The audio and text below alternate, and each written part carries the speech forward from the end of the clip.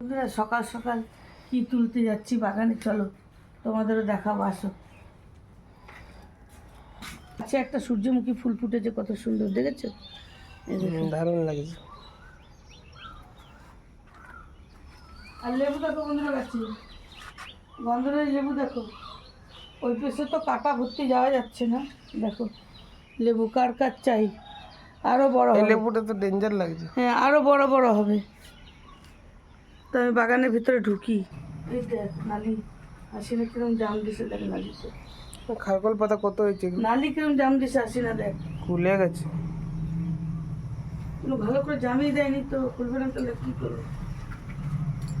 বন্ধুরা দেখো কত খারকল হয়েছে। আর এদিকে দেখো লেবু, এই লেবু দুটো তুলে নি না, নিচে মাটিতে লেগে গেছে। এই লেবু দুটো তুললাম, গাছের দিয়ে মাটির মধ্যে লেগে গেছে এই লেবুগুলো। আর ওইদিকে একটা লেবু কি কালার হয়েছে কি জানি। আরে বাবারে, অনেক পিঁপড়া। লাল পিঁপড়া আছে দেখবে। হ্যাঁ অনেক।